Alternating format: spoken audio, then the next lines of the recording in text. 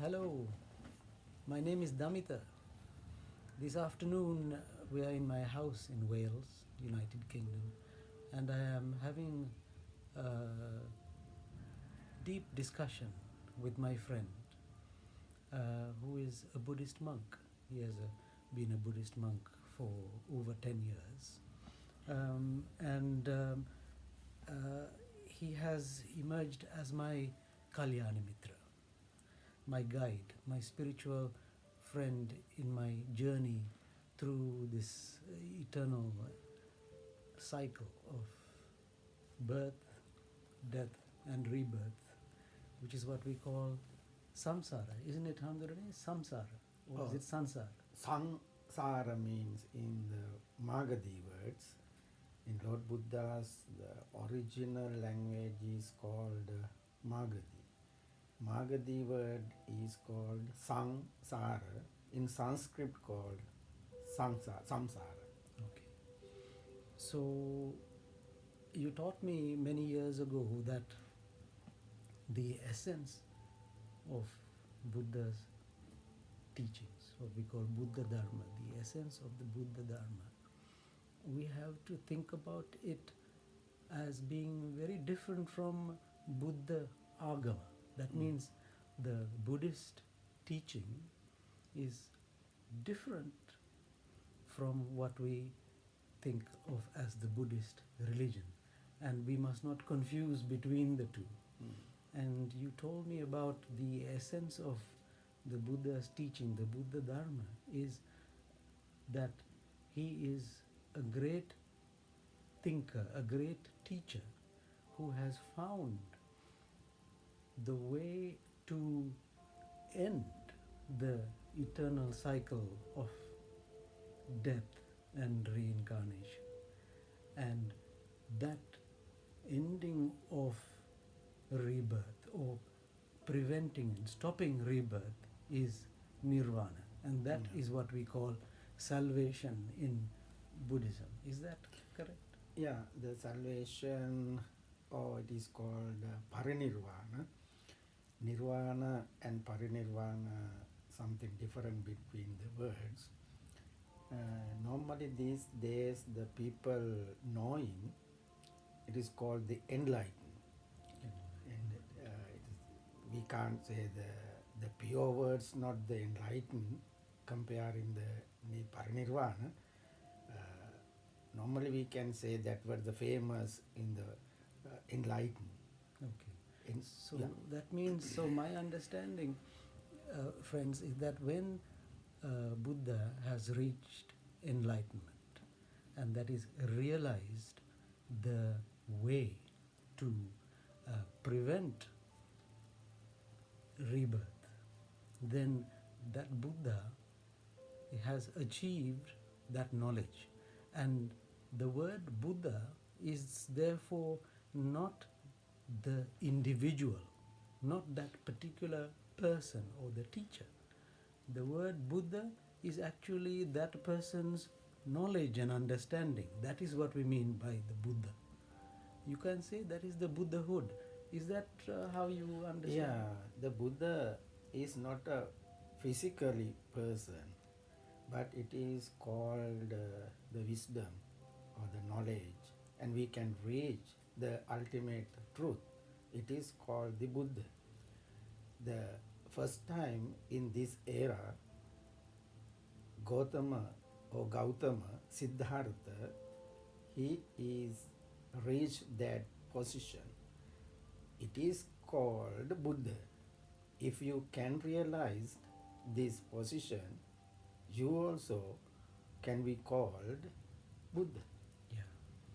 What I really like about some of the teachings and analysis that you gave me about understanding and realizing the way to Nibbana, i.e., the way to stop this rebirth, you told me that it is very different from somebody who is discovering something for the first time. Because somebody who is discovering something for the first time has to do a lot of hard work, a lot of experimentation, a lot of long journeys, sometimes for years. And we are being taught that actually the Buddha, before he was born, in that lifetime, he has been developing his consciousness, developing his mind through many lifetimes to achieve that knowledge. But now you said that actually, because that knowledge is available in the world, and I have a friend like you, my Kalyana Mithra, who can explain it to me, then for me to achieve that knowledge is much more easy. You told me example. You said, look, Thomas Alva Edison, you said he has discovered the electricity and the electric bulb. Me, if I want some light in the night, all I have to do is to go to a shop and buy the bulb. I do not have to spend thousands and thousands of hours working hard to discover the electricity again. That is very nice, no? Yeah. How is that applicable then to make life easy for somebody like me? Yeah, the Lord Buddha, according to our history and stories, we have heard about that Lord Buddha experience more than millions of years to achieve this position. It is called the Nibbana or Parinirvana or enlightenment. But he invented how we reach that the position.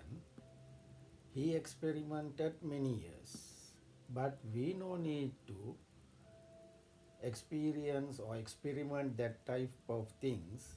Now he created the things, the practical things. The nirvana is only a practical thing. Then he taught us how you practice this. Then if you can meet a Kalyana Mithra or Arya or enlightened one, then he will teach you how to do that. Then more than, I think, the 5 or 6 years, we discussing these things. But nowadays, most of the people think about Lord Buddha is a religious leader. The religion and the Dhamma, there is a difference between. These days, the most of the people in the Buddhist people think Lord Buddha is a religious leader. Religious leader means how we can happy in the existing life and how we can go to afterlife, after death or after life, how we can be a good place. It is called the heaven or in this world also. Yes. It is called the religious activities. Yeah. The Lord Buddha never mentioned about that rebirth. He always teaching how to stop this circle. Yeah. The stopping this life, it is called the meditation. Yeah. Meditation is the practical thing. How do we stop this? Yeah. So what you told me about meditation as a vehicle or as an instrument in order to realize the true nature of reality, and in order to try to really understand what is the meaning of nothingness and how we can clear the mind and focus on nothing at all. So, my friends, the word nothing has come to mean something very deep for most of us, not just in Buddhist philosophy but also in astronomy and physics.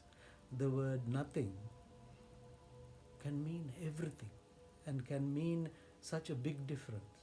And my friend, my Kalyana Mithra, has described to me about how the word nothing, how the Buddha and the Buddhist philosophy call it the sunyata, how that word nothing is what we want to meditate towards.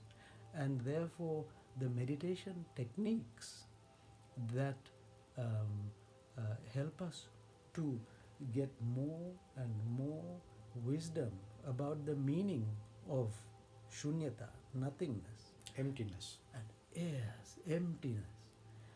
That is so central, because that is what made a big difference to me when you explained to me, and I understood by hearing you very clearly that when we realize the emptiness, it is so very parallel to the emptiness that we hear about in physics and in quantum theory. And so the parallel between what the Buddha has said and what you have understood and you have analyzed for me, I can now realize how parallel they are, and it actually makes life easier for me, because Buddhism, like all other religions, like you said, it is so full of external influences, of rituals, of rites and duties, and doing a lot of things that are regarded as good by society. But you have taught me that no, forget about all that, it is just like noise. Focus on the ultimate truth. What is this ultimate truth, Ramdru? Yeah, ultimate truth is the stopping the rebirth. Then, after we die, our body, some people buried, some people burned. The story is over now. But never stopping the story, the people saying rebirth. Yes. Then after buried or the burning, what is rebirth? Yes. That is, we have to find what is or who is rebirthing again. And that is the ultimate truth we are looking Yeah. for.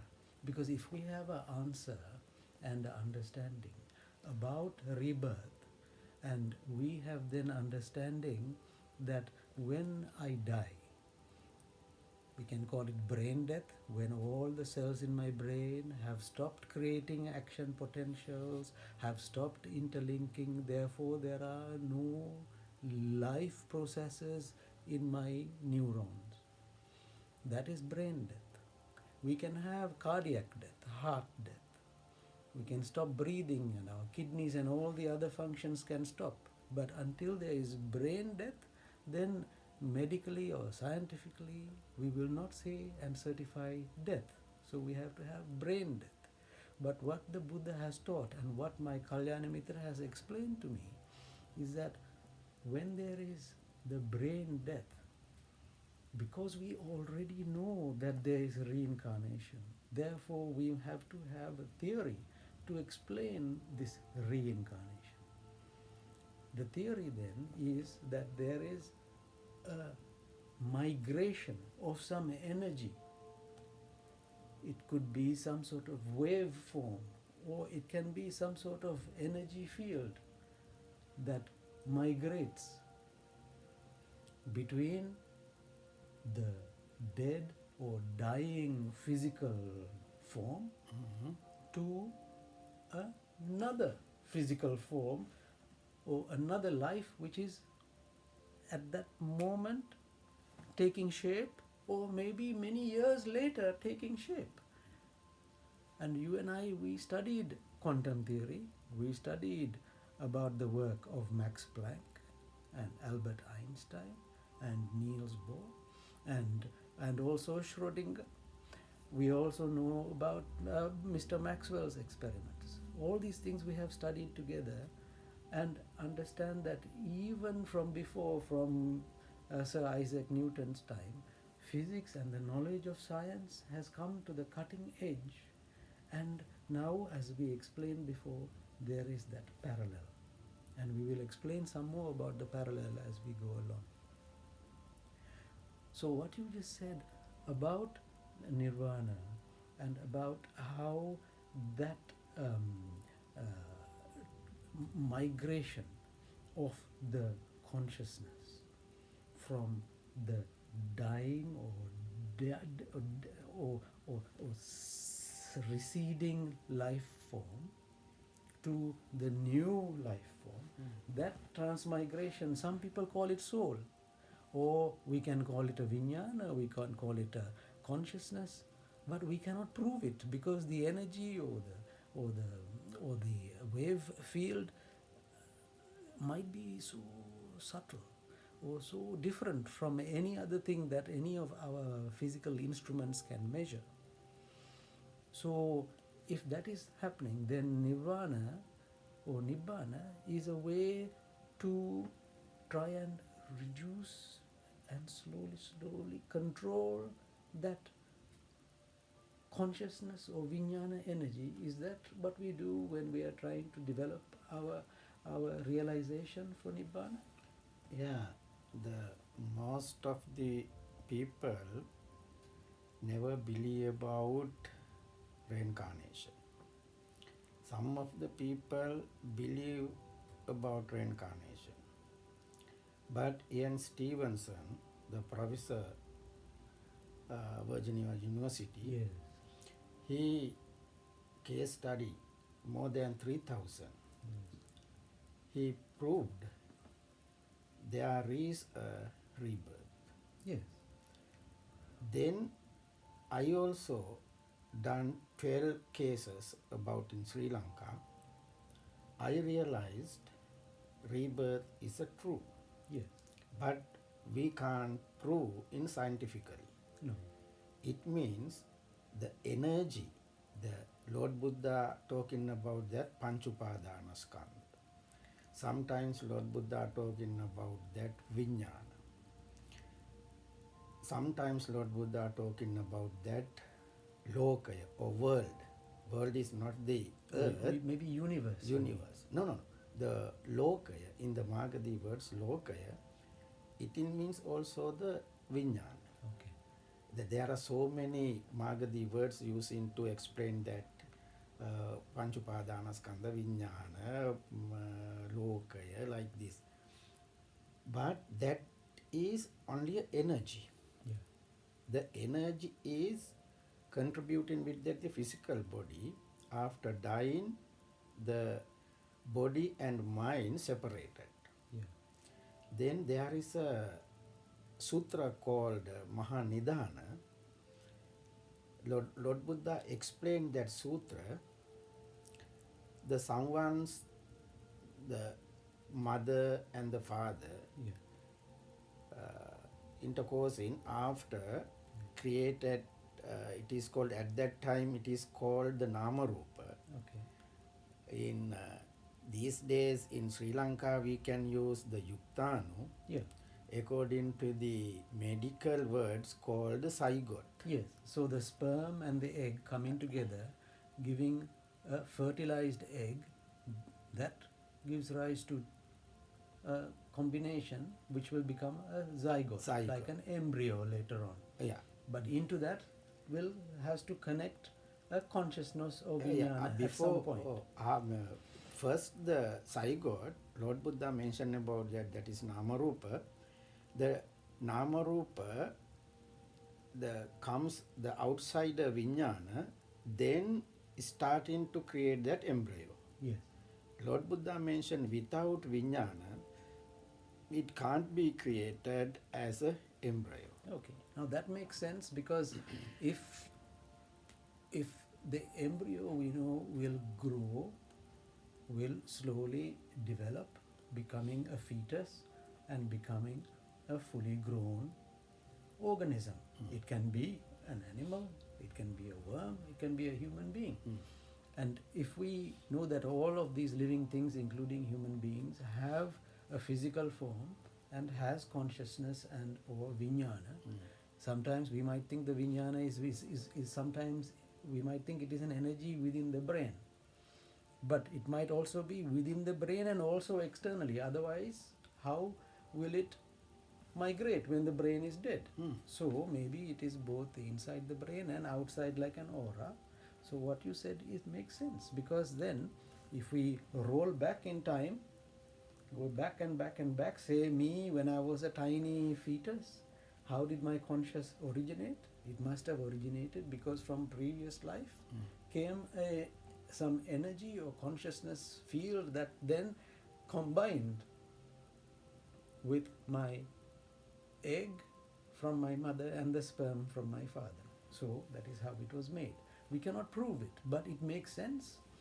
Logically, it makes sense because of what we have done. If we move back in time from where we are now to when I was a fetus and before, somehow that consciousness arose.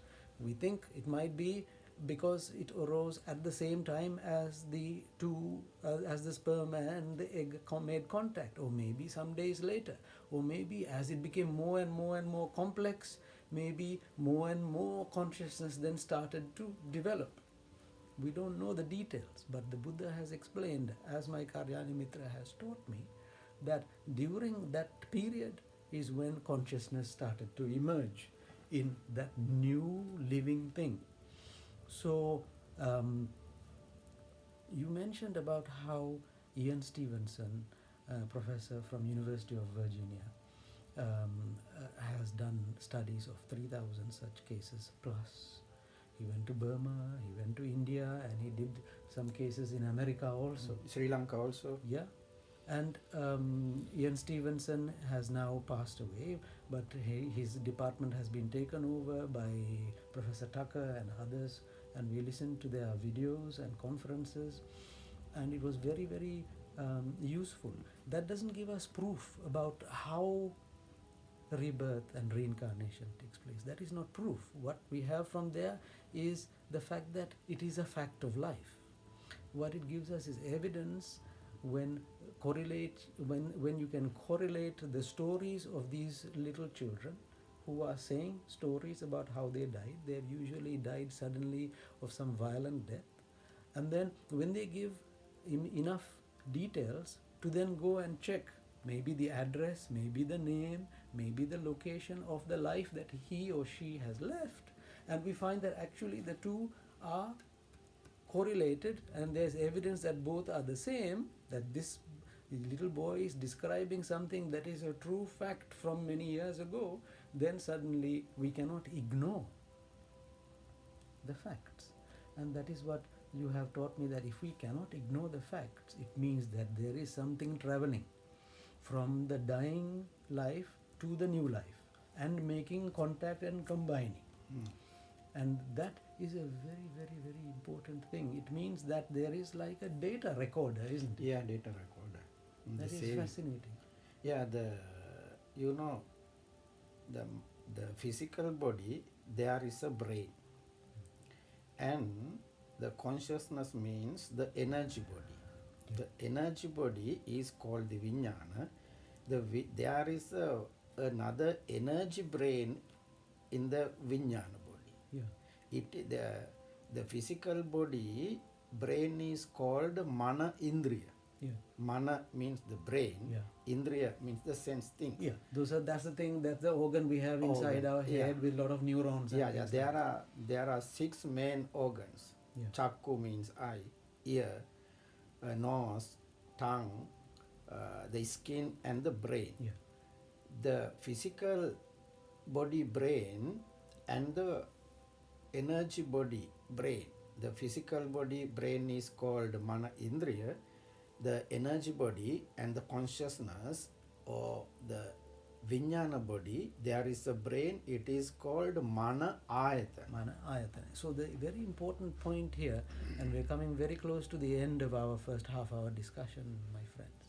Now, very important here to understand, and this is something that it took me a lot of hours of conversation and discussion with my friend here, and also many hours of silent contemplation, meditation on this subject. So the situation is that there is a physical brain that you and I know about, composed of neurons, located within our cranial cavity inside our brain, inside our head. That is the physical brain, mana indriya, the brain organ. But on top of that, Buddhist philosophy, Buddhist teaching, Buddha Dharma explains that in addition to that physical brain, there is a brain which we may think of as a data recording device. There is another brain which is not a physical entity, but it is an energy field. And that energy field, I have understood through the teachings I had with my Kalyana Mithra, that this is the same as a lot of other people are trying to describe it, but finding the words to this is very difficult, because there is no accurate description of this within the lexicon of the English language that we use. So quite loosely we might say, think of it as an aura. We might even think of it as Yeah. an astral body. Yeah. Aura or the astral body, Vijnana body, it is the same, the soul. Okay. But more the varied people saying that the Yeah. many words, but conclusion is soul means, Vijnana means, astral body means, aura means, it is called the energy. Okay. The physical body, the mind and body. Yeah. The body is called the physical, the mind is called the Vijnana. Okay. So which means that the interesting possibility then, it gives us understanding that we can now think, no matter what words we use to talk about it, if you now end this video and just think on your own about what we have discussed, you will understand that never mind the words we use, what we are talking about is a energy field that records our words, our thoughts, our deeds all the time. And there may be trillions of such thoughts and thought processes going on within our complex human bodies and minds. Those trillions of moments are recorded in this device, which we will call Vijnana now, and that this Vijnana migrates at the time of physical death and then goes and makes contact with another emerging life form. It could be in this world, it could be in any other world, we do not know.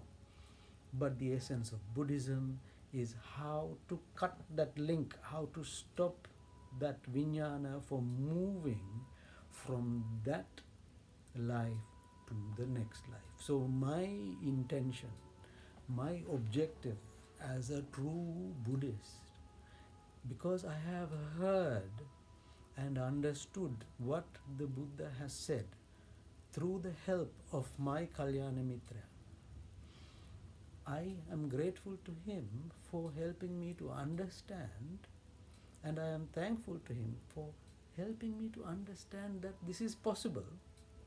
It's possible within my lifetime.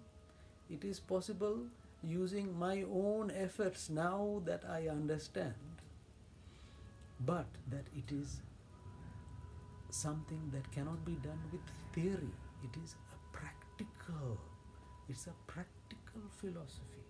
It is something that we have to experience and put into practice. It takes many hours of mindful awareness, mindful meditation to slowly reduce this to nothingness. Is that the correct Yeah. thing? The first, Lord Buddha taught the Dhamma, someone can listen it and understood and realize the theory, how to stop in the rebirth. It is called the Magadi word Sotapanna, So the extreme winner. The Sota means the ear. Apanna means something realized after listening. The someone can realize, understood the someone's Dhamma talk. Someone means the Lord Buddha never give chance to explain without that the own experiencing. okay. It is practical, no? Without experience about the nirvana, how I can explain you? Yeah. After getting understanding, I can explain it. Yeah. Then Lord Buddha mention about that person Kalyana Mithra. Okay. With Kalyana Mithra, you can understand that the reality. But stopping the rebirth, it is called nirvana. Then the animal, now the medical science is now it is developed, but in medical science never mention about that vijnana should be connecting to the rebirth. No. But Lord Buddha realized that. Then Lord Buddha realized there are two things combined to the rebirth. The father and mother should be intercoursing, then created the zygote. Then vijnana should be joined that. But medical science never mentioned about that. They are talking about that after starting the zygote and the RNA, DNA developing, then the embryo. Yeah. Then Lord Buddha mentioned about the consciousness, the vijnana. Then Lord Buddha explained how to create that the vijnana. He taught that there are 6 senses.